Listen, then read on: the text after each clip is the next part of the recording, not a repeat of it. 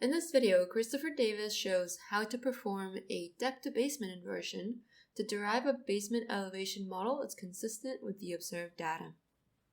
Next, we'll start to do a depth basement. And this one, we just have a GeoH5 already set up. So here we have a basement.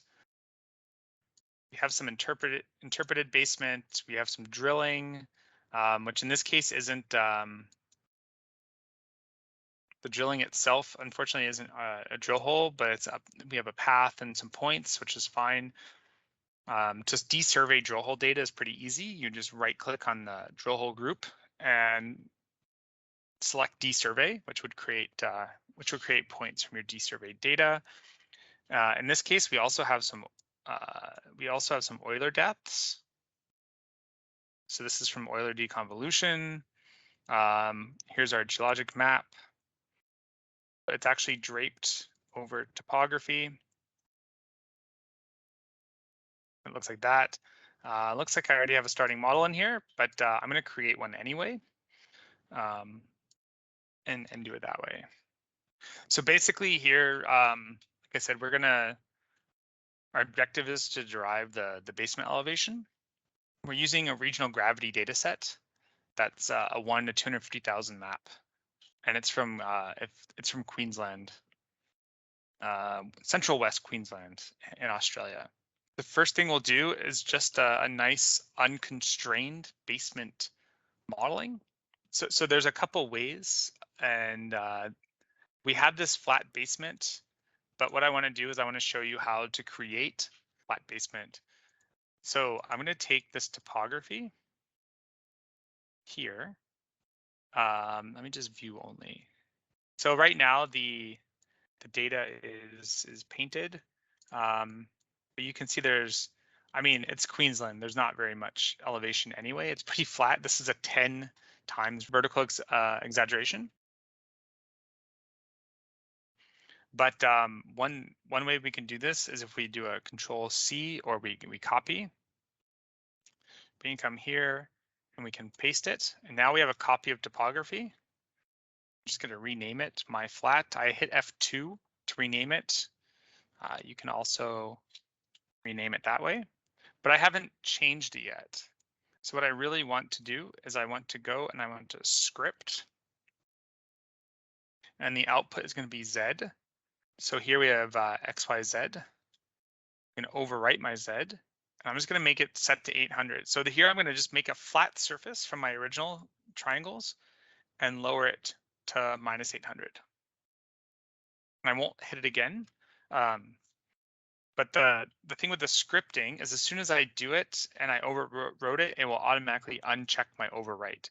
So if I accidentally hit apply again, it'll just create another, it'll kind of harmlessly create another Z, which is right here. So now I have two surfaces. So I'll go to the VP model designer. Select my top, select my topography, and select my flat. This is Booyah starting model flat.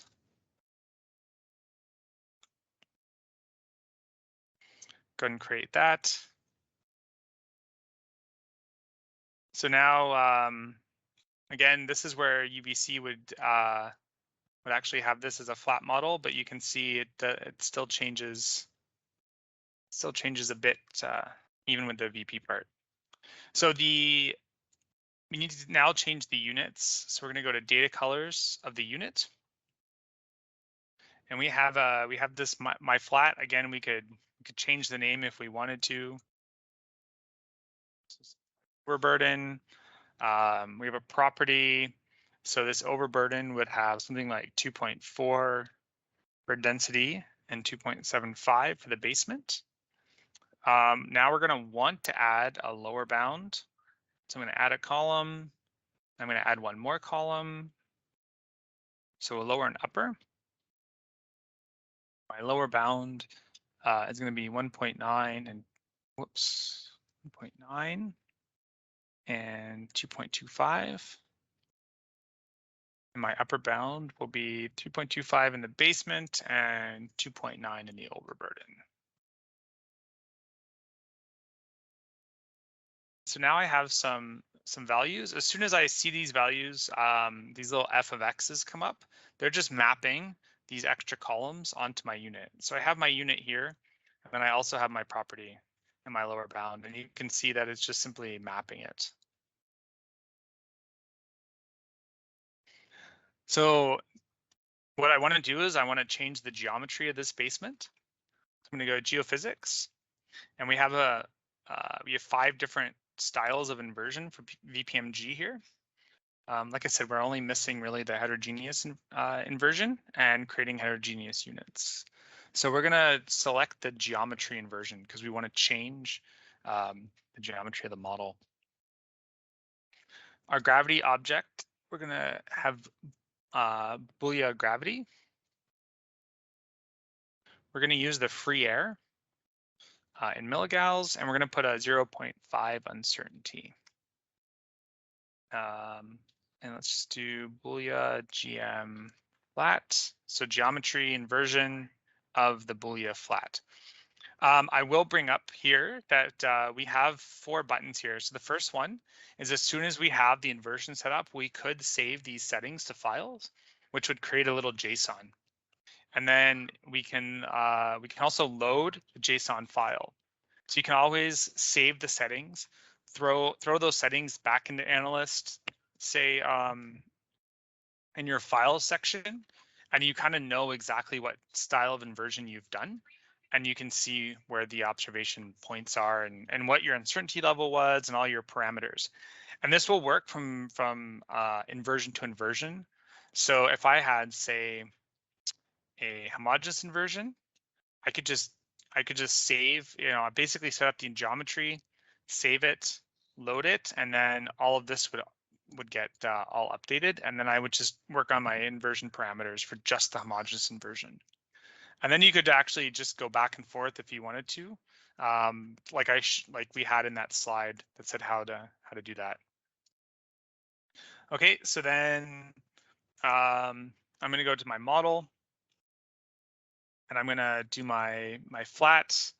Actually, my flat 1, I already had it here. I'll select my property. I don't need an upper or lower bound right now because I'm just doing the differences. When we do the geometry, we're doing the differences in the physical property. I don't have a regional model. I'm going to specify this value, and it's pretty close, 2.7. We're just going to go 2.75 because that's what my basement is. And this is actually pretty close, but just so I get the same thing as the modeling, I'll do 207.4. And then here I have my overburden as my active unit. So that's the base that's going to change. So the base of these cells will change here.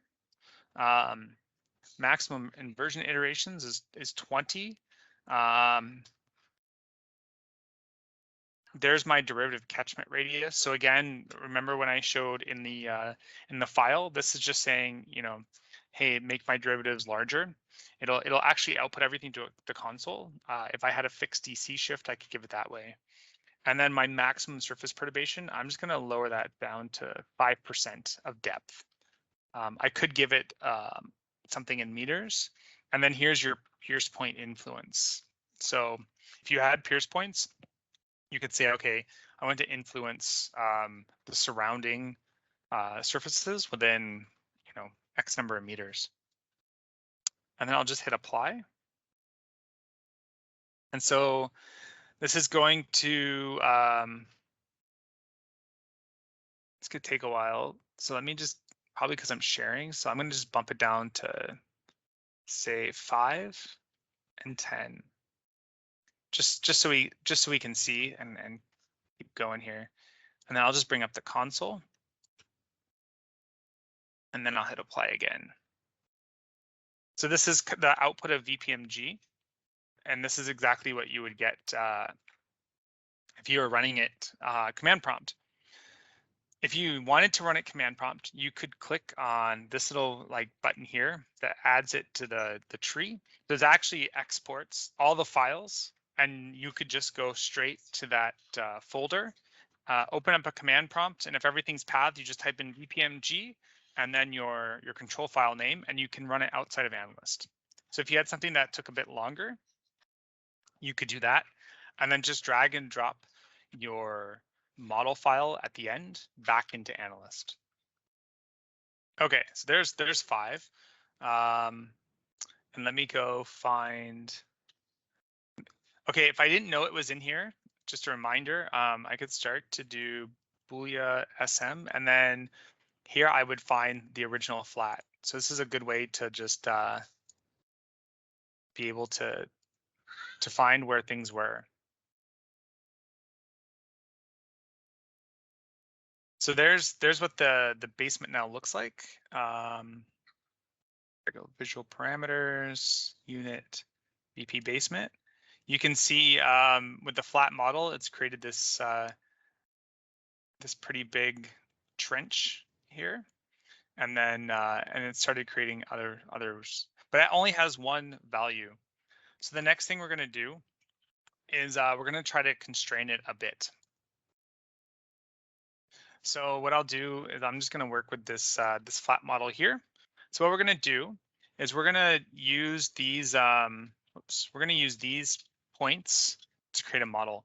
In this case, we have one here that I could create. This was made from probably another program and then brought in. But just to show you how to create it if you wanted to, I find the simplest thing to do is to basically center it on center the camera on the points like this, and then what I do is I make a curve that's actually just a big circle, and you have to close it. So at the end, I held down O, created the points by clicking, and at the end I hit K to close the curve. As soon as I have a closed curve, I can go to that surface designer I showed a bit earlier, and then I can say my control points are my inferred depth estimates.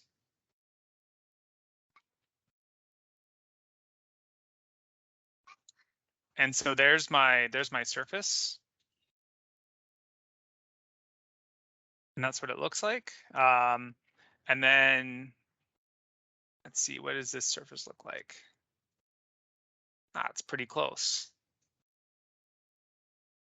So maybe in there where I don't have points, it changed a bit, or a couple, but it's still pretty close. So that would be one way of creating a surface. So really, I just want that surface to expand beyond my model if I can.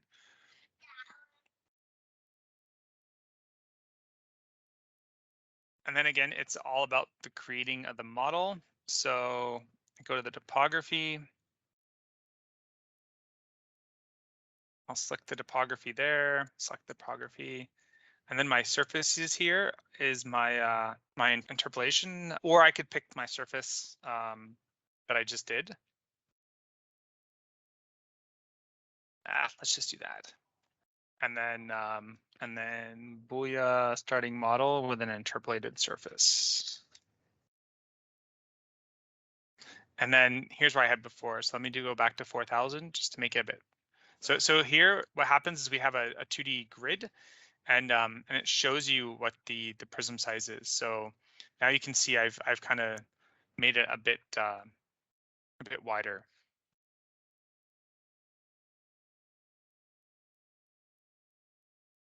Yeah, and then we need our units, and in this case we have a lower and our upper bound.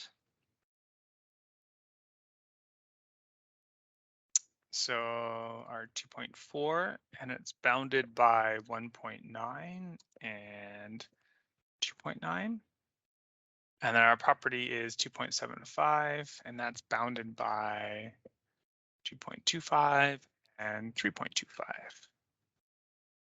Great.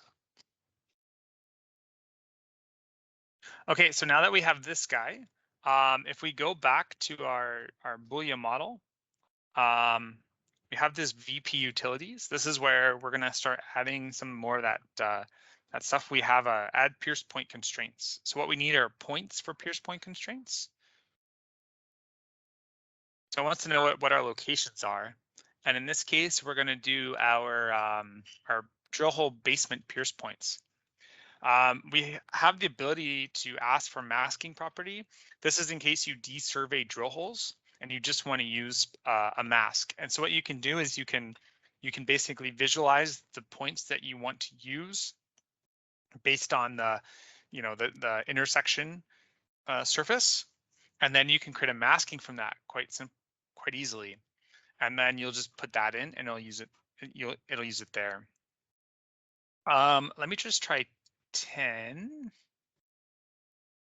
And then if you wanted to only have specific units, you can include zero thicknesses. So if you had a zero thickness and you wanted to add the pierce point constraint to that zero thickness unit as well, you could do it. Otherwise, you would pierce the top and then keep the zero thickness open. And then you could affect surface weighting right away as well. So there's a bunch of things. This vertical tolerance is basically how well do I think the model fits the pierce point, and if it's within that vertical tolerance in that cell, in that prism, it will fix the pierce point. It will also move the cell to the pierce point.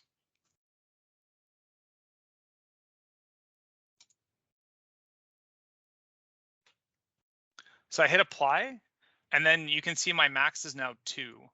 So in here, wherever I had those 2 points, I used a flag of 2, and so now I have actual interfaces that are there.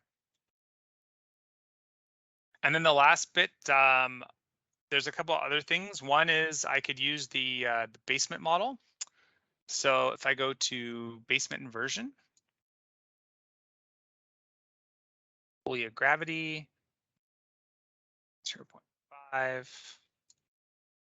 Choose my basement of my property, my lower and my upper bound.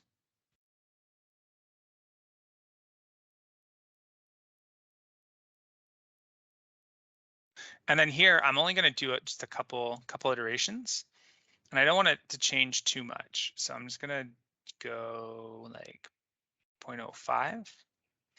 So, and then let me just visualize just this guy.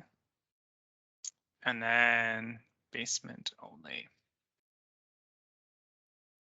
So here I'm doing just the basement. So here I'm doing that lateral heterogeneities. So if I go to my property model, it's 2.4 because we have the property of the overburden, but I'm just going to show 2.65. And so here's our overburden with our lateral. So that's your basement inversion. So if I go back to this and show VP basement, so here we have the same. We haven't changed the geometry of it, but we have changed the density around it for just the basement part.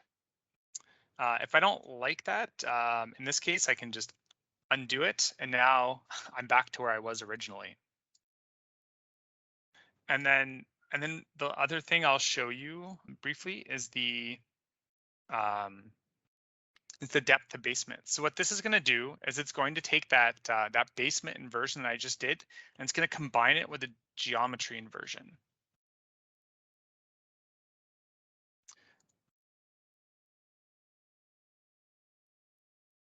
So I'll take the interpreted, and I need the lower and upper bounds. I don't have to technically give the upper and lower bound. It'll be unbounded, but in this case, we know them, so we might as well we'll add them. It already knows that we're going to use that specified model.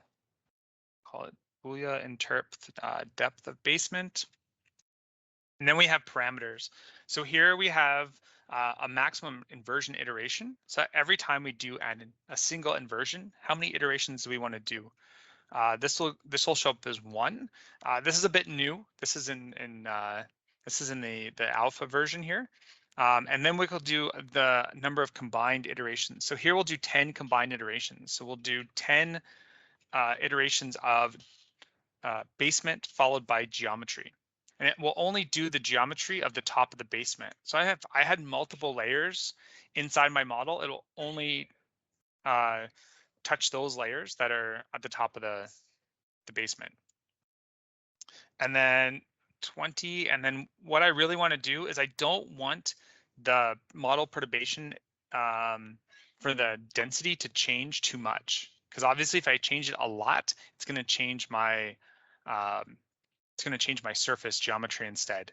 And this is where the art kind of comes in, and why we have undo last inversion. And then I'll hit apply. And so now it starts, there's the DC shift of 40. It's going to compute derivatives. And now the RMS is down to 8.16. Now it's on the 4.59. So it's doing the back between the geometry and the basement inversion. And this will give you all 10 at once.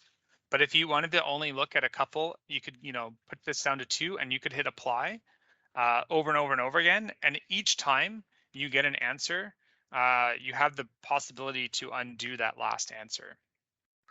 While the inversion is active here, and it's the same model.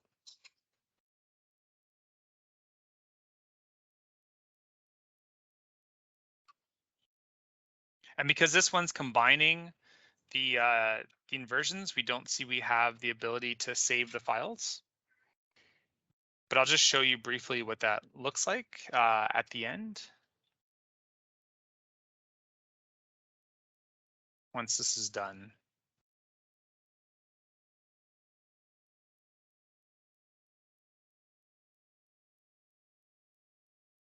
So the depth of basement is actually a specialized version of both of the geometry and the basement inversion together.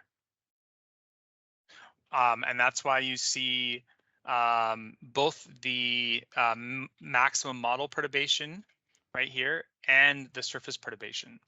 So basically it does this basement inversion and then turns around and does a geometry inversion. But it does the geometry inversion on only the top of the basement. The combined iterations is actually how many do you want to do of both of these together is a quote unquote single iteration.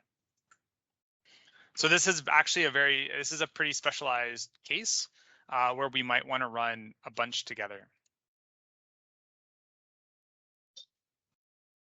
And you can see like now I have a change in densities laterally, but I also have now changed the basement, and it looks pretty messy. But remember, we are 10 times exaggeration, so we still have that trench here, but it looks like it starts to build a little bit of a trench there, even though it has a density low. And then this way I can still go and create my grid from my units. So if I wanted to see like, okay, now that I've done that, what's my depth to basement? Where is it? There's my depth to basement. And then actually I could just create top VP basement top, and let's just say it's basement. So now I have that basement there. And so that's the depth of basement. And then since I did that basement geometry, I'll just show you real quick. So I have all of this, and let's just, we'll just go up to 10 here. I have the interp. Okay, so I'll just show create and save files. It'll ask me where to create. Actually, it's already in depth of basement. So basementonly.ctl, and I'll save it. And now it'll tell me that it's been saved. So if I go to this depth of basement, it has saved a par. It has this control file that looks a bit odd, but that is. And see, I have, right now I have no more than 16 gigs of RAM with 7 OpenMP threads. I also have the ASCII, and I have the density file. So here's the VP file. If I ever wanted to just deal with the VP file, I could always export it as a VP density model, or in this case, susceptibility model. If I wanted to change them, it's pretty simple. And then once I have it here, if I just hit Command, I should just be able to type in VPmg and basement only.ctl. And now I'm running it. So that's another way that you could run it if you wanted to farm it off. So in this case, if you got everything ready inside of ANALYST, say, and then you wanted to take it to your cluster, you could just you'll be able to use that button to export the files and then move the files over. And then hopefully by Q4 we should be able then to deal with that. I'm not sure if we'll be able to deal with it in VPmg specifically, but definitely in UBC.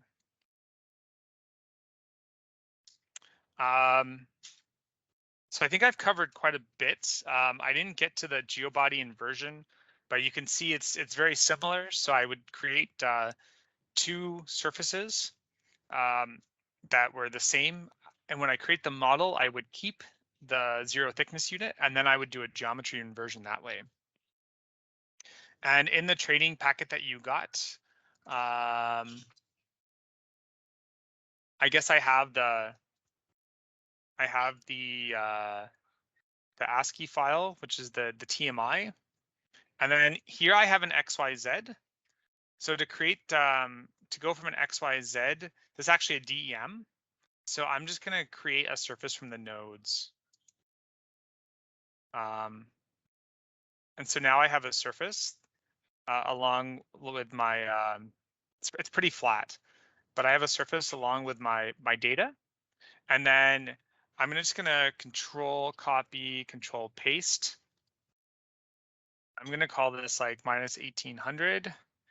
And I would just go and script this guy Z minus 1800, hit apply. So see, now I have two. So now I have one at minus 1800 and one at the top. And then I could copy that, paste that, and call this zero thickness.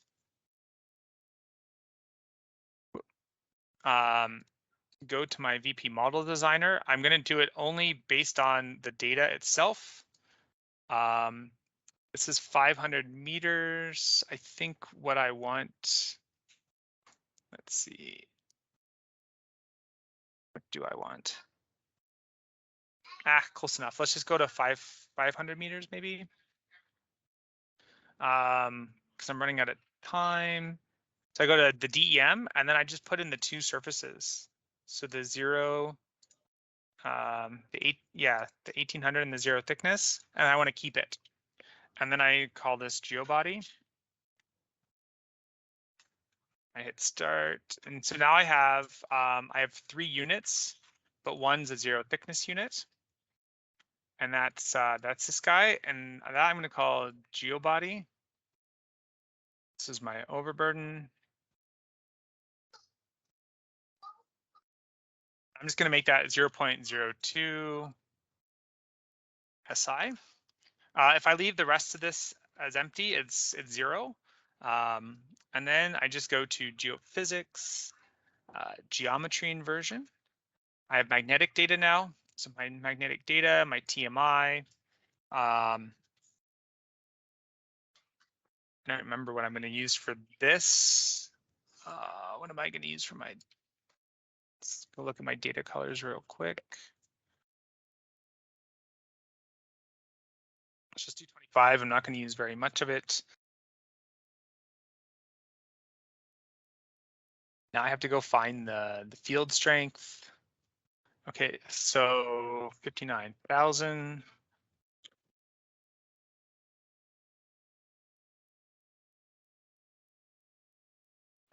And then geobody SI. Here's where you can put your Kernersberger ratio, inclination, declination. This is per property. And then I don't need, the half space is just going to be a 0 half space with 0 susceptibility. I'm only going to change, actually, I'm going to change both. That's fine. And then in this case, I'm just going to do 10 iterations, and then I'm going to just bump it up to 50% just to see how much it can go. And then I'll just hit apply. And then this will be the last one, and then I'll be done. So, and we'll just look at the results briefly, and you'll just see how it started at 0 thickness and just increased.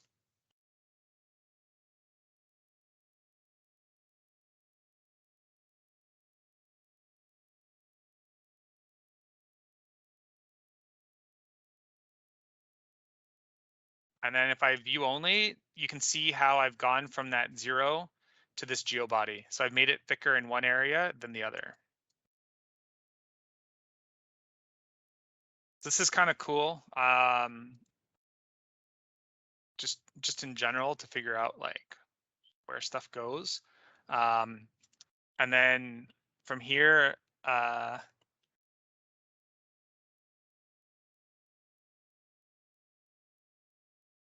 geobody surface, top of geobody. I also on the grid, I have like the geobody thickness. So here I can see where the thickness is going. I think my daughter said it looks like a Pokemon. I'm not so sure, but.